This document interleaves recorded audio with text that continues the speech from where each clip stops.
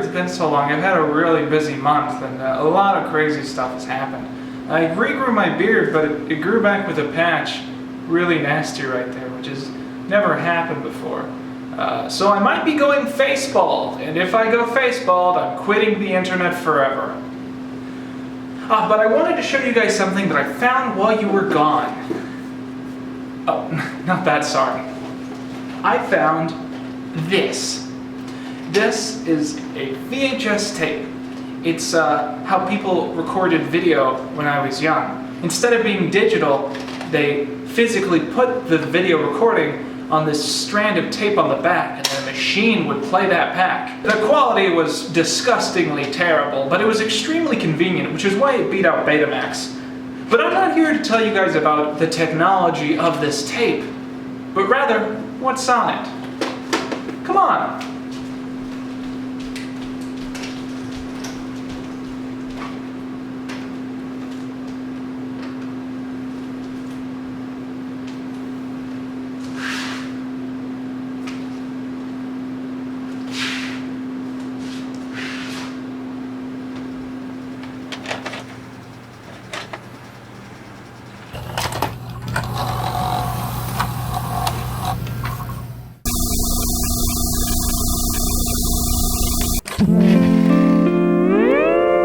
Coming up next is your second chance to watch this week's Blues Clues, because the more preschoolers watch, the more they learn, and the more they know. By the early 90s, children's programming had expanded to limits which likely would have been seen as impossible only a few decades earlier. Corporate tie-ins meant that many new channels featured shows which attempted to appeal to young and imaginative children. But there was a catch. Most of these shows often were justified by the selling of toys, meaning that they could be shockingly violent. And many parents and media experts complained that outside of PBS, there was a strong lack of educational content which entertained children without such negative influences. Laws passed by Congress and later enforced by organizations like the FCC demanded that networks strive to make better content for young children, especially during early morning hours. In response to this, Nickelodeon began working on Nick Jr., their new block of programming that would appeal exclusively to preschool audience members. The main contribution to this block would be a new show being produced in New York. Originally titled Blue's Prince, it would feature an animated blue cat that would help the audience figure out puzzles and learn new things. The creators soon learned that Nickelodeon had already started work on a show with a similar animal, which I have to presume to be Pilchard from Bob the Builder. And so Blue was soon turned into a dog. The show took its main inspiration from PBS's Mr. Rogers' Neighborhood, which is near universally considered to be the greatest children's program of all time. The show featured a caring and fatherly host who would greet the audience as if he were actually in the room with them, as he would teach them facts about household items before transitioning into the neighborhood of make-believe, where numerous memorable characters would live out dramatic scenarios while teaching the audience various lessons. Although there are pretty clearly many differences between the two shows. The most obvious of these is that Blue's Clues is slightly less worthy of having its set placed in a museum. But in order to make their own version of the neighborhood of make-believe, Blue's Clues would need their very own Fred Rogers. And after auditioning thousands of potential hosts, they found their lead in Steve Burns, a scrappy skateboarder and wannabe musician who they filmed a pilot with after politely asking him to get a haircut. And the rest is television history. Every episode of Blue's Clues starts with Steve addressing the audience as if they were an old friend visiting for the day. And he ends up positing to them a confusion or mystery surrounding his dog, who is very intelligent but can't talk, which triggers Blue to begin leaving clues on various items throughout his house. Steve and the audience go on a grand adventure throughout the various rooms, where he eventually finds all 3 clues and figures out exactly how they go together. This taught audience members 2 very important skills, problem solving and creativity. As Steve would collect together things like water, tape, and 2 empty bottles, we would all just be stuck in a trance trying to figure out just how these things fit together. No longer were these all separate items, but pieces to some larger puzzle that we and we alone could solve. And the moment Steve used these to make a big artificial tornado in his very own living room, we all jumped up to make it ourselves, resulting in millions of parents having to clean up identical messes caused by overactive children and very subpar tape. At least once every few episodes, the cropping on Steve's footage will end up just short of the animation. something that's very easy to notice on a modern 16:9 screen, but would have been nearly undetectable on the sorts of televisions that existed around the turn of the century. These are blemishes that are extremely easy to point out and notice as an adult, but most children didn't have the ability to notice such things, as we were all just too busy being sucked up into the story that was unwinding during every episode. But studying the structure of Blue's Clues alone isn't enough, because as with most things, the most important factor is the people we meet along the way. Isn't that right, Mr. and Mrs. Potato Head?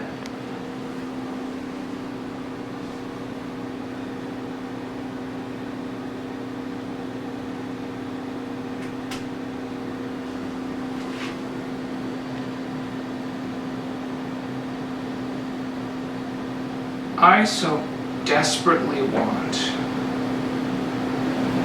what you two have. As Steve searched for the 3 clues that he would need for each episode, he would additionally run into various characters who he would go on various side quests with. Sometimes that would be as simple as him chatting with Salt and Pepper or Shovel and Pail, and other times he would skidoo into pocket dimensions held in photos and miniature dioramas, such as Recycle Town or The Jungle, and one time, the entire frickin' galaxy. Steve's house is in a book on a table, and our world is just a picture on his wall. We have created him, yet he holds our very reality in a frame, as if it were some novelty. The main purpose of these detours would be to teach the audience something additional to the main part of the episode. For instance, the Galaxy segment taught the children to remember the names of all the planets through a very catchy song. Other episodes taught you how to recycle, or how to recognize patterns, or how to recognize patterns, and so on. The patterns, mainly. If you were to succeed in learning these things, you were rewarded with validation from Steve and maybe even a song. Something which you so desperately wanted. Now, in reality, Steve would talk to you the same no matter what you did, but it certainly didn't feel that way. It felt like he could actually hear us, and that we had these adventures not because he was our teacher, but because he was our best friend. And it was his friends that made this world seem so three-dimensional, despite literally being the opposite. Shovel and Pail would hang out in the backyard and teach Steve and Blue about anything that made sense in that setting, playing with a magnifying glass, bugs, building a sandcastle, that sort of thing. Mailbox would then appear and deliver Steve a letter from a young audience member. These clips would always tie into the stories, teaching audiences additional things about time, or rhymes, or Marxist theory, or whatever. Salt and Pepper were French diplomats who would teach the audience about nutrition and food, although it was always a little unsettling that none of the other foodstuffs they ever interacted with were also alive. Where? Forgotten sprinkles? Where? One of the most memorable storylines of the show was the birth of Paprika during the Season 1 finale, a character who changed the dynamic of the household but was welcomed into their family with open arms, something I'm sure that the writers hoped that the audience at home would learn to do in return. Indeed, one of the most important factors about Blue's Clues is that all of these characters were friends and could depend on and loved each other like a family would. And that's something that everyone at home could deeply relate to, or at the very least, wish that they could.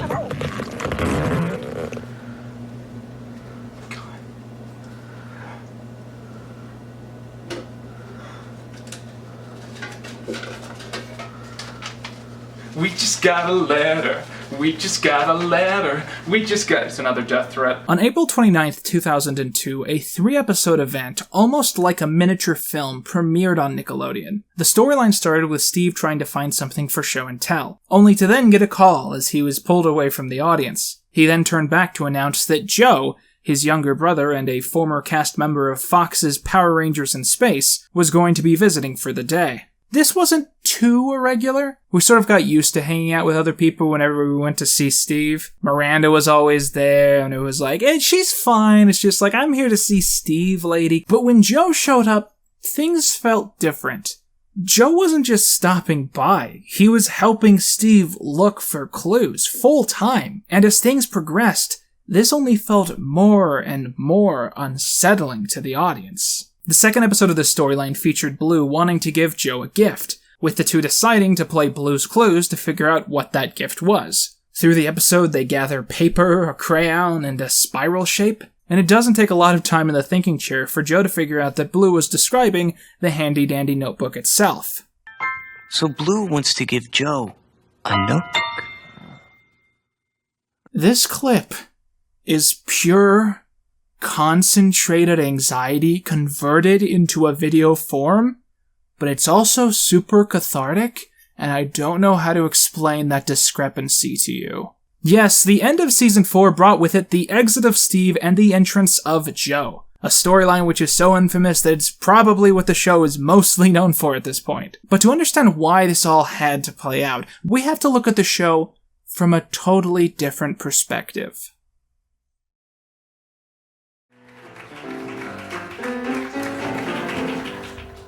Hi. I'm very excited to be here. Thank you, Kevin. Okay, from about 1995, 96 until about 2002, I had the great fortune of being the host of Nickelodeon's Blues Clues. I see many of you were 5 in 1998. Earlier in this very video, I made a direct comparison between the presentation of Blue's Clues and Mr. Rogers' Neighborhood. And I was right to do so, because both are very similar in terms of how they speak to their audiences and the kinds of things that they were trying to encourage. But there's one big difference between the two, which is admittedly kind of obvious, but is also seriously worth analyzing. That being that Mr. Rogers' Neighborhood was made by a man who was notorious for being open and honest with his audience about most everything. Most of the behind-the-scenes stories revolving around the real Fred Rogers reveal that offset he was nearly identical to his on-screen persona, mainly in that his emphatic empathy translated off-screen as well. Steve Burns is an entirely different conversation. When he first auditioned for the show, he was asked to change his appearance to more closely resemble what the producers intended for his persona. He was then illustrated as someone bright and cheerful, gallivanting all over the screen at the drop of a hat or the arrival of a letter, and interacting with all of the elements as instructed by the directors. Steve was an actor. He was playing a character who was purposefully intended to come across as a real person to his audience. As he would later explain, this would cause a great deal of personal confusion and worry in his mind. My favorite part of the show, my job in the show, was to talk directly through the camera. And to actually cultivate, if I could, a relationship with an individual child through a TV. The conceit being that I can hear them and that they can hear me. And that's tricky. And what we found out is that it totally worked. And kids thought I was their friend, for real. Like millions of them. And I thought, oh. Despite how wonderful it was, the more popular it became, the more that started to weigh on me. For real, I started to think, I'm saying these wonderful things to kids. I'm saying, you are so smart, and you can do anything that you want to do. I couldn't help thinking, is that true? Am I saying the right things to all of these children? It felt like a really tremendous responsibility. And on top of that, my name on the show was Steve, and my name in real life is Steve. It was becoming this sort of thing where people assumed I created the show, and it was this indelible thing. Like, I wore the same shirt every time. It's like a very iconic thing on purpose, and it was in multiple countries now. And I had moved to New York to be Serpico, really. I was going to fail privately, or I was going to be Al Pacino, and that was it. And now this thing was happening. And it was getting huge, and I didn't expect any of this. I didn't even know any children when I moved to New York, I'm really worried. Like, am I the right guy for this job? My contract was up for renewal, and I was starting to really seriously think, they might have the wrong guy here. Maybe this should be a teacher or a child development specialist or something. And I was seriously thinking, I'm having an identity crisis, and maybe I shouldn't do this. And then I became one of People magazine's most eligible bachelors.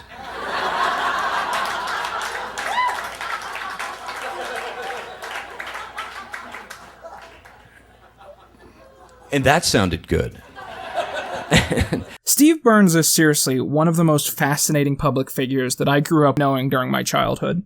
These clips are all taken from a set he did around 9 years ago, telling stories about working on the show. And it's probably one of the most memorable, funny, and beautiful descriptions of the life of an actor that I've ever seen. As I was working on this video, I tried really hard to talk about all these anecdotes, but I realized that the only way that I could possibly do that would be to just play the entire set, or to ruin them by describing them in my own words. Probably the most touching of these is near the end, when Steve describes the work that he ended up doing for the Make-A-Wish Foundation. As it turns out, many sick children, when presented with any possible wish in the world, asked if they could see their friend Steve. This is complicated for me because I also am aware that this child chose me. Right? Like me, that's what they want, right? And I'm not sure what me is me. Am I Steve Burns? Am I Steve with the shirt? Who's me? I don't know which one it is, right? So it's really complicated.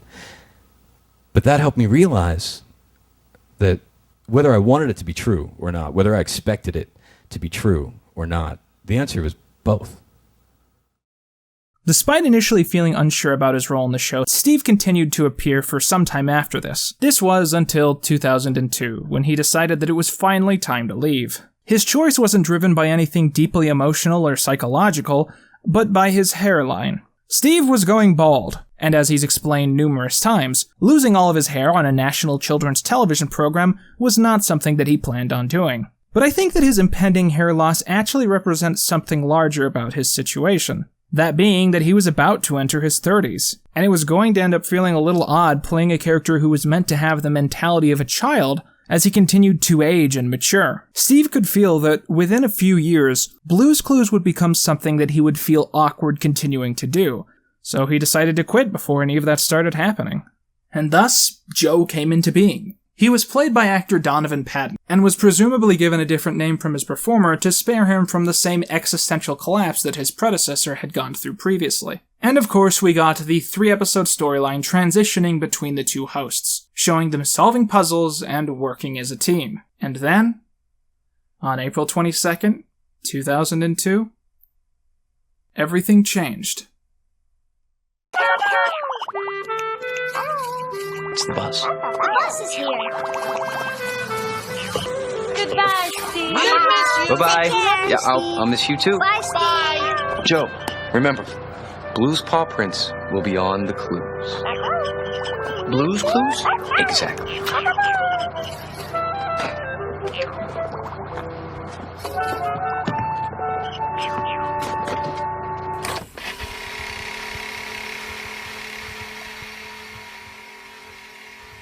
When I was a kid, right before this part, I'd always jump up from the couch, run to the TV, and pause the VCR right here. Dad would always get really mad. He'd tell me I might damage the video heads if I kept doing that. I still don't know what that means, but I guess I'll never really need to. Blue's Clues was produced and put on the air for several years, amassing well over 140 episodes. Each story served not only the goal of entertaining the audience and encouraging a healthy and happy imagination, but also teaching them something about the world. It created this fictional friend, this persona that we all spent time with, and through that connection, we learned so much. But of all those moments, this tends to be the one that stands out the greatest in the minds of children who grew up on this show. And I figured out why. Out of all of the show's attempts to tell those at home about music, or math, or to encourage problem solving, its most infamous lesson was also its most important and its most tragic.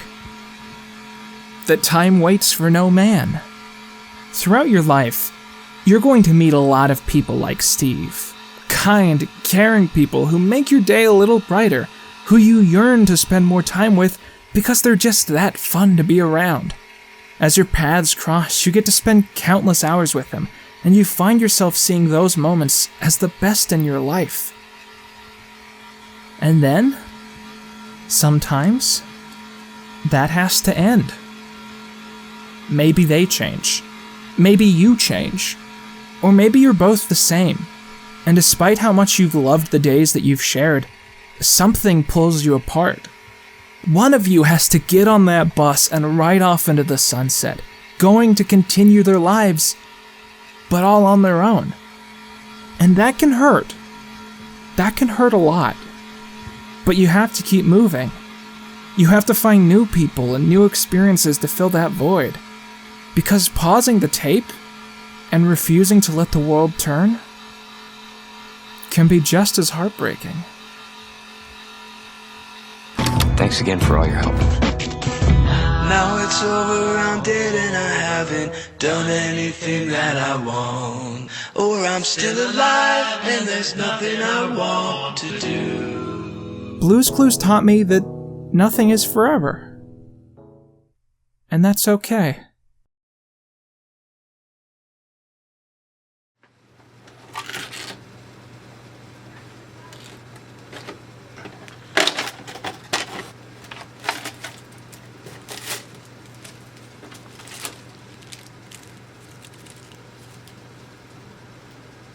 Joe continued the show from here, and he did a pretty good job. I feel like Joe gets a bad rep. He was a good guy, but sadly everyone just remembers him as the rebound, which is so much less than he deserves to be seen as. On that note, I'll still take Kevin over him any day. It was around this time that I stopped watching The Backyardigans and started watching SpongeBob, which is a true sign of maturity. So I sort of lost track of the show at some point. I did, however, keep tabs on it out of curiosity. I guess the show's ratings must have also started to decline after this, because after I stopped watching, they added in a brand new gimmick. At the end of every show, Blue would jump into a box and would have her own world, where she became a puppet and could talk. I can talk to you? Blue can talk. Wow. Thanks, I hate it. I can handle badass standalone movie Indiana Jones Dora the Explorer, but I cannot handle pocket dimension puppet Blue. That's just outside of what I can deal with. On that note, mad props to the puppeteers who worked on this, because puppets are so hard to work with, and the presentation of this show is incredible. Meanwhile, on my show, I filled in the gap in my beard with a Sharpie marker, and I'm already way over budget. From what I've seen in the news, Nickelodeon has been working on their own Blue's Clues reboot for about the last 6 months. They've got a new host, and I hear that Steve is going to come back for a cameo, and I think that's really cool, because Blue's Clues was a brilliant part of my experiences with media growing up, and perhaps it hasn't aged quite perfectly, but I think it's a great experience to give to a new generation of young viewers. And with that, now it's time for So Long. Thanks for coming along, and for doing your part. And I've already botched the song pretty badly, so bye guys.